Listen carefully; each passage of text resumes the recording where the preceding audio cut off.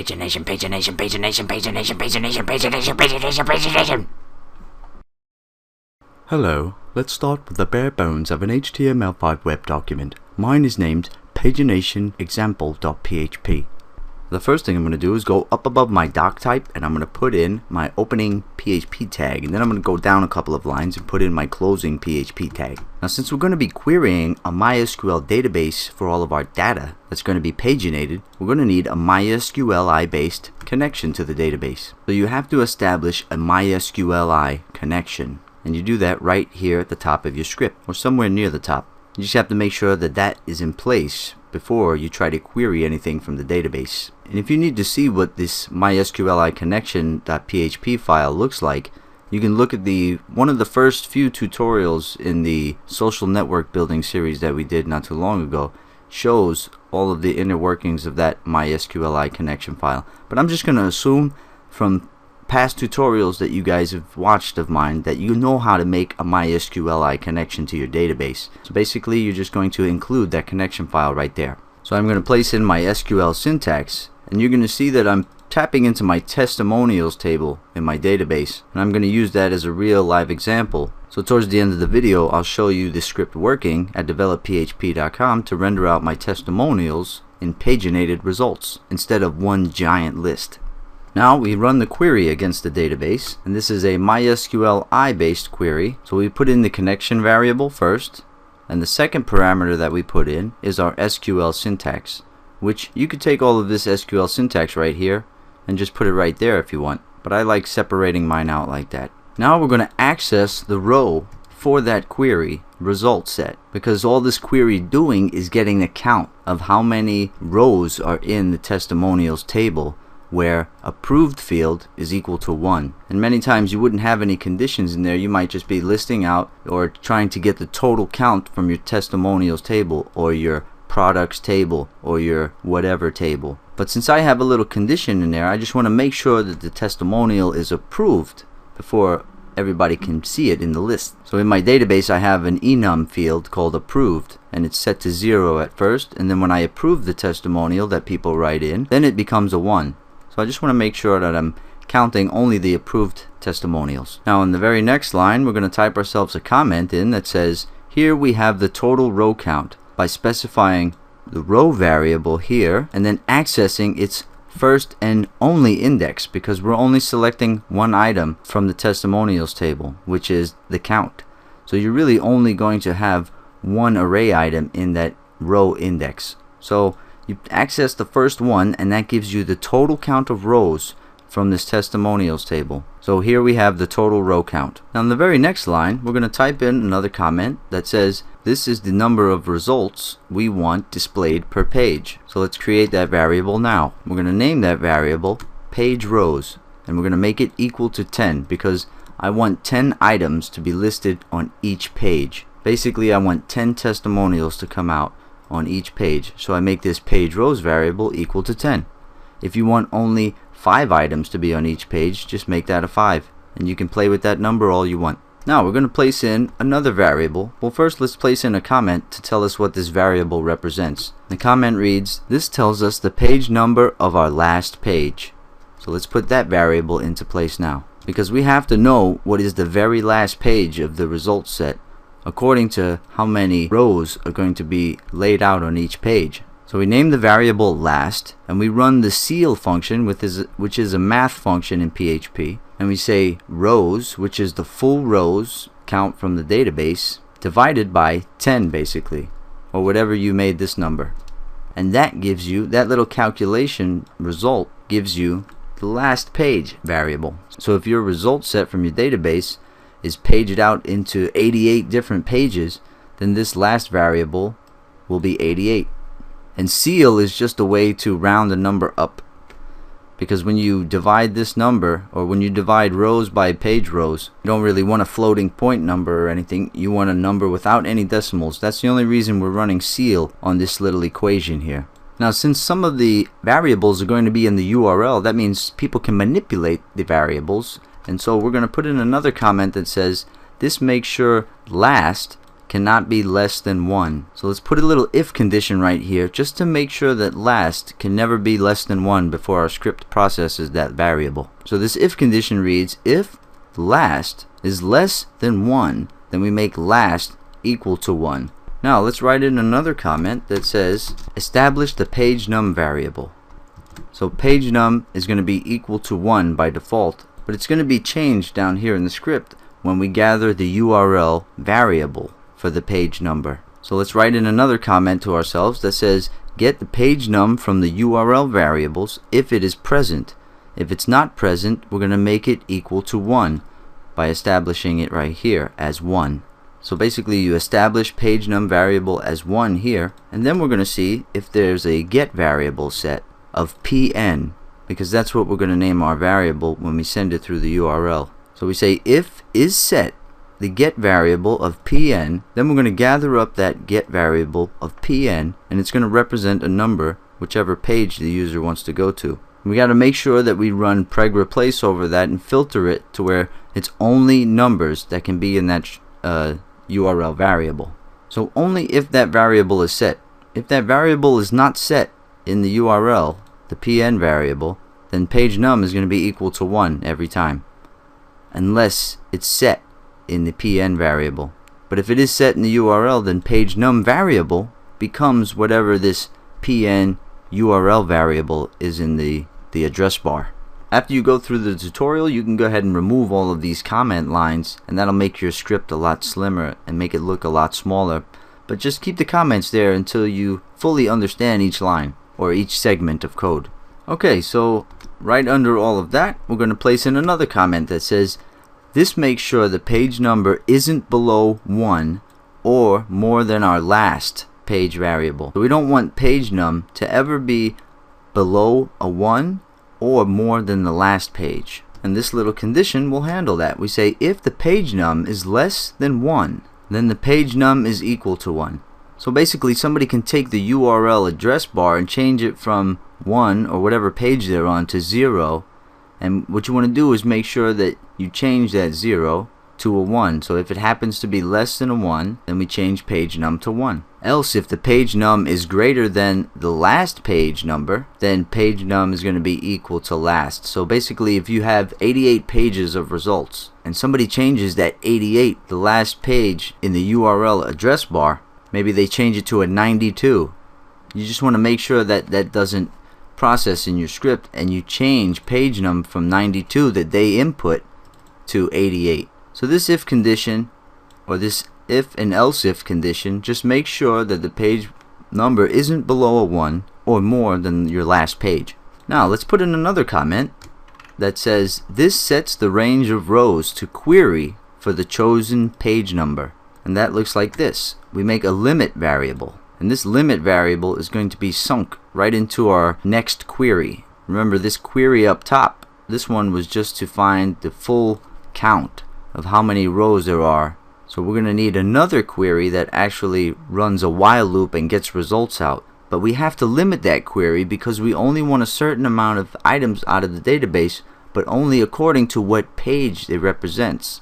Do you understand? So if you're on page 3, you don't want to gather all of the first rows in the database. You want to make sure you gather a result set that corresponds to that page 3. So you really have to understand the limit syntax for SQL. If you don't understand the limit and what limit does in an SQL query, then you're not going to understand this tutorial.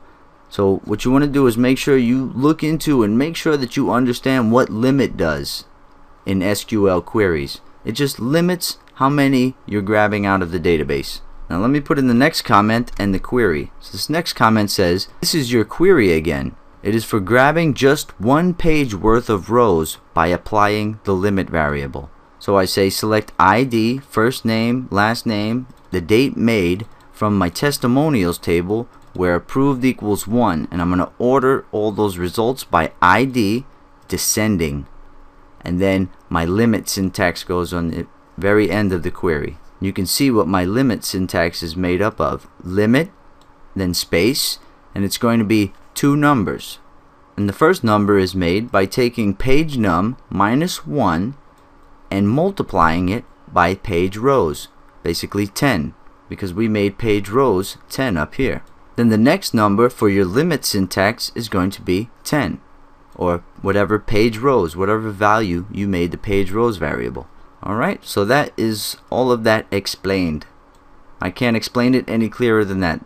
And I'm telling you, if you don't understand what limit does in SQL syntax, then you're never going to understand this tutorial. Now finally, let's run that query. And the query reads MySQLi query, your database connection. And the second parameter again is your SQL syntax, which is right here. Now the next line, we're going to place in another comment that says this shows the user what page they are on and the total number of pages. So I named the variables text line 1 and text line 2, and we're going to be echoing these out to the page in just a moment. So the first text line 1 says testimonials, and then you're going to put the number of rows, the full amount of rows from the database. So if your database has 1,000 testimonials in it, that number will be right here. And then that would mean, since we're making 10 rows come out per page, that means you'll have 100 pages. So this last will be 100, and this page num will represent whatever page they're on. So text line 1 says testimonials, the full amount of testimonials, and text line 2 will show the user what page they're on out of how many pages there are total. In the very next line, we're going to put in the comment that says establish the pagination controls variable, and that's going to be equal to nothing when it's established. So we have a variable ready called pagination controls, and what we're going to do is add to that pagination controls variable to make all of the clickable numbers and the previous and next buttons and all that stuff. Now what I'm going to do is just make everything simple links, pretty much how you would see in Google style results. When you go to Google and you search, you can look at their pagination at the bottom, and we're going to make that style of pagination, or very similar to that. Now under that, we're going to put in another comment that says if there's more than one page worth of results. So let's put in an if condition here. If, open close parentheses, opening curly brace, go down a couple of lines and put in your closing curly brace. And we want to check to see if the last variable, which represents the last page, is not equal to 1. That means there's more than one page worth of results, because your database might only have 5 rows in it. And that means you would only have one page, which is the first page. So you really don't have to give them next and previous buttons or little links for numbers of pages to click, because there's only one page. So within this if condition is where we're going to build up this pagination controls variable, because only if there's more than one page worth of results are we going to render those little things at the bottom. Okay, now I'm going to put in a little multi-line comment. So this says first we check if we're on page 1. If we are, then we don't need a link to the previous page because we're on page 1, so there are no previous pages. And we don't need a link to the first page, which is page 1, so we do nothing because we're already on page 1, so you don't want to have a little link that says 1 to go to page 1. So if we aren't on page 1, then we generate some links to the first page and to the previous page. Well, really the number 1 will be paged out in our loop. So the if condition we need to check for all of that is if page num is greater than 1. And in that condition, the first thing we'll do is we'll say previous variable is equal to page num minus 1. And previous is a new variable that we haven't established yet in our script. It's just being established now. So the previous variable is equal to page num minus 1. So if you're on page 7, previous is going to represent page 6. And also the first little bit of rendering that you want in your pagination controls is going to be a link that is set to the server self. So whichever page you're on, it doesn't matter. You don't have to put the page name there, but you want to make sure you append to the URL the page number variable. That's the get variable, the URL variable. And you want to make sure that that is equal to the previous variable. Remember, like I said, if you're on page 7, you want to make sure that there's a link that says previous. So that's the label in the link. It's going to be the word previous, and it's going to be going to whatever the previous page is. Now we're going to place ourselves a comment under that says render clickable number links that should appear on the left of the target page number.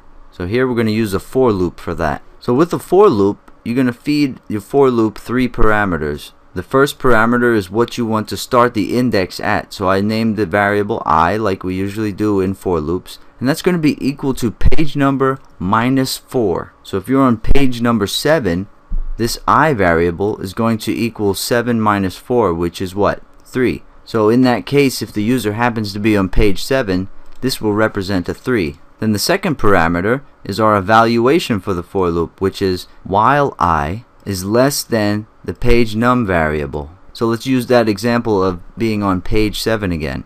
So if this would be equal to a 3, so that means this is saying while 3 is less than 7, then this loop is going to keep running. And the way that I gets incremented is your last parameter within the for loop, which is I++. So within the for loop, we just want a small condition that says if I is greater than 0, because we don't ever want a 0 to render in those little clickable links. So if I is greater than 0, our pagination controls is going to get more little links popped into it, and the pn variable is going to be equal to that I variable. And then you just put in the I variable there as the link label, and that's what gives you the little number that the person can click on. So basically this code right here gives you everything you need that is on the left side of your target number. So if you happen to be on page 7, we want to have 4 little links that go back to page 6, 5, 4, and 3 on the left side. And we also want a little word that says previous, so the person can use that as well. Now on the right side of the target page number, which let's say for example the user is on page 7, we want to have 4 more links that go to page 8, 9, 10, and 11. And then after that, we want the word next. So just remember that this code here renders everything on the left side of the target numbers. So we're going to go outside of this if condition right here. So down under that if condition, where that curly brace ends for that if condition, we're going to place in another comment that says render the target page number, but without it being a link. Because that's the page that the person is going to be on, so you really don't want to have that be a link, and it can be styled any way you want, but we just really don't want to make it a link because they're already on that page, so there's no reason to make it a clickable link. So pagination controls, we're appending to that variable the value of page num and then a little space. Now after you show down in the pagination controls the actual page number that the user is on, then you're going to put in another comment that says render the clickable number links that should appear on the right of the target page number. We're going to use a for loop for that as well. Now let's pop that loop into place and I'll explain it real quick. And you pretty much have to understand how for loops work to really grasp the whole script. And once you understand how for loops work, which they're very simple, in our case they might look a little complicated here because we have a lot of different code at play. But if you look at a basic for loop, it's very simple to comprehend. So I would recommend, if you don't understand how for loops run, to research for loops in PHP. That way you can see it at its most basic level operating. For loops always get 3 parameters here. So the parameters for this for loop is going to be establishing the I variable again, or the index, if you will, of this for loop. And we're going to make this one equal to page num plus 1, the first pass of the loop. So if we're on page 7, this is going to be an 8. So I is going to be equal to 8. Then we say while 8 is less than or equal to whatever the last page is, then we're going to I++ and run the loop some more. And that's how we're going to get the 4 numbers on the right side of the target page in the pagination controls. While this loop is running, we just add little links to the pagination controls variable, and each link is going to have this I for loop index as its label. So if you happen to be on page 7, the first time this loop runs, it's going to render out an 8. The second time this loop runs, it's going to render out a 9. The third, a 10, and the fourth time it runs, it's going to render out an 11. Now this loop might have a larger ceiling than 4, so what I did is I just said if I is greater than or equal to page num plus 4, then we're going to break the loop, because really I only want this loop to run 4 times. So what I did was I just put an if condition here that breaks. It will stop this for loop from running after it runs 4 times. And I also put this if condition because this loop might only run twice. Because if you only have 10 pages, well, let's say you only have 9 pages worth of data and the user is on page 7, you don't want to render out page 8, 9, 10, and 11 because there's only 10 pages or 9 pages. So you definitely don't want the 10 and 11 numbers there, which is what would happen. So basically, in certain cases, this little if condition helps you break the for loop from running any further to render numbers out there that don't correspond to any pages that exist in your pagination. Now remember, in this condition we said if the page num is greater than 1, then and only then we're going to put a previous link and little numbers going back to previous pages. We're going to do the same thing down here in the last part of this if condition that started way up top here. So this if condition is going to have one last little bit of code popped into it. Let's pop that in right now. This does the same as above. This does the same as this condition right here, but for showing the next, the little next word, which is a feature that you might want in your pagination, is to have the word next after all those little numbers. Just the same way you have the word previous before all of the little numbers.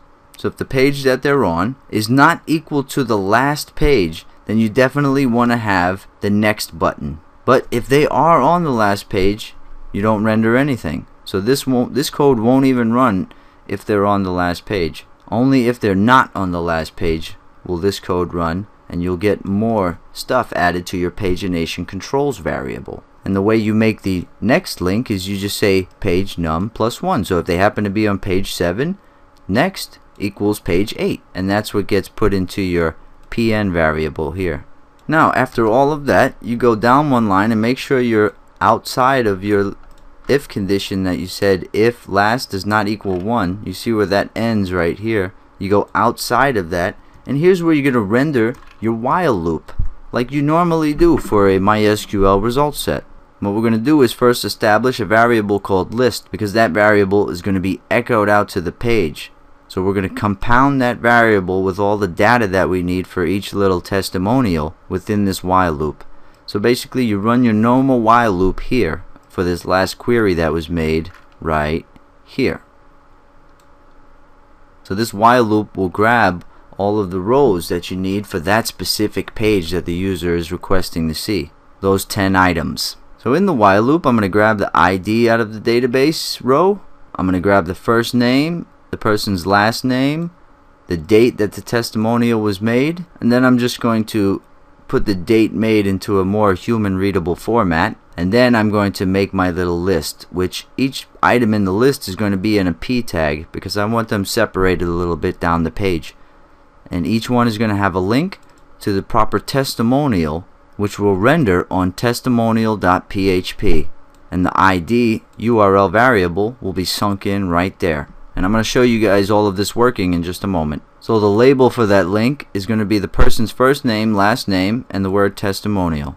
Then the link closes right there, and then I'll have some text that just says click the link to view the testimonial, or I could actually put some of the testimonial that they wrote in here. I could put a few lines in here if I want. You can put whatever you want in here from the database results. And then I put a break tag and I put written on the date made, and then I finally close my little paragraph tag for each one that renders. And then the very last thing, underneath your while loop, outside of it, you're going to write yourself a comment that says close your database connection. So we close our MySQLi database connection here because we don't need to be connected to the database any further past that point. Now let's go down into our HTML, where you can see we just have the bare bones still. There's nothing in our body tag, there's nothing in our style tag. So within the body tag, I'm going to place the following code, which is a div element, and in that div element I'm going to have an h2 heading, and instead of pagination top row, I got to change those to be text line 1. There's text line 1 there, and text line 2 is going to be placed here. First we're going to have an h2 heading that shows the total amount of results from the database, and then the word paged. Then text line 2 is going to render right here, and I already explained what text line 1 and text line 2 are going to contain. Then in the next paragraph element, we're going to put the whole list, which these could be div elements or whatever you want. I just decided to put them in paragraph elements so they have a little margin space on the top and bottom. So here is your full list that's coming out of your while loop. Then finally, underneath all of that, we're going to put another div with an ID of pagination controls. And then inside of that, we're going to echo out the pagination controls variable. And that's what's going to put out the little previous, all the little numbers, and next. Now I'm going to put in some CSS that's going to affect the body element on the page just to make the font family what I want it to be. Then we're going to target the div down here called pagination controls. And in the pagination controls, we're going to make the font 21 pixels. And then any A elements that get rendered to the pagination controls box, those are going to be colored light blue. And we want to make sure that we give the pseudo selector of visited also a color of light blue, or else you might get different colors to your little numbers down there. And you might not want that. You might want them to stick to one uniform color. So what I'm going to do is run this exact script on my live server on Develop PHP and list out my testimonials with pagination. And you guys can see this exact script running, so you won't have any doubts to its speed, efficiency, or its working condition. So make sure I save that. I'm going to load it up to my server and run it. Alright, here I am at developphp.com, and let me pop in the URL to my test pagination example.php, and you can see what I have. It says testimonials. This is the text line 1. Testimonials 105 total paged. And then text line 2 says page 1 of 11 pages. Then you can see I have 10 different testimonials that I can click on and go read. If I click on this one, you can see that I have gone to that testimonial page. It's testimonial.php with an ID of 210. If I click on the next one down, I go to a different testimonial with an ID of 206. Now let's check down at the bottom of our page and look at the pagination controls. Now since we're on page number 1, we don't need to have a clickable link for page 1, and we don't need to even see the word previous on the left side. But what if I click page 2? Let's try that. You can see the previous appears. Now I have all new different testimonials for page 2 here, and it says page 2 of 11 in text line 1, or I mean text line 2. So the text line 2 variable is going to render out page 2 of 11 because we're on page 2. Now down here you can see that our dead link is actually the 2 now, which as it should be. So let's click page 3, page 4, page 5, page 6, page 7. So you see how that works? The further you go, your dead link is going to be in the very center, and you're going to have 4 links on either side. Now let's go to page 10 and make sure we don't have 4 more links that are showing up here because there's only 11 pages. So you don't want to have 10, 11, 12, 13, and 14 to show up. You only want 11 to show up. So if I click on page 11 and if I go to the last page, I don't want the next link to show up, and I want my dead link to be the last page, which is 11 now. So if I go back to page 7, you can see that I have everything there showing that should be showing now. If I click 3, 1, everything works perfect, see? And you can see how fast that runs. It runs pretty freaking fast. And you guys have to remember that you have to clean your variables because people can manipulate what's in the URL. And Google is the same way. You can change the URL variables and go to whatever page you want sometimes. But if I want to go to page 6, I can just put it right there, press enter, and now I'm on page 6. It says page 6 of 11. You can see down here we're on page 6. So just keep in mind that people can change these URL variables very easily, and just press enter and your page is going to process whatever they type in. So if I type in poo-poo right there, I just want to make sure it goes to page 1, and our script is set up to filter all this stupid crap people might put in up top here. So your script is set up smart if you use this script, because it's going to filter out any stupid crap people try to put in up top to mess with your system. Okay, buddy? Alright. Okay, so I hope this tutorial has helped you wrap your head around pagination and all the little aspects that you might need to work into your scripts for PHP in whatever kind of database that you're pulling data out of. And you can also use this same logic that we used in this script if you want to use Ajax based pagination. So you'll see sometimes like Facebook and Twitter, they'll have like an Ajax based pagination to where the page never refreshes, and you can make just one little box show your pagination results on the page according to what people are clicking at the bottom. And if you guys want, I can maybe put together a script that shows Ajax based pagination without using any frameworks. It's pretty easy to script all of this stuff without using any frameworks, because PHP and JavaScript in their raw form are simple enough for children to use. And the only reason we use frameworks is when we don't know how to program something and we need to accomplish that task. But Ajax based pagination like Facebook and Twitter use is not very hard to wrap your head around, and I can show you how to do it without any frameworks. You won't have to use jQuery, you won't have to use any PHP frameworks like CodeIgniter or whatever people are using.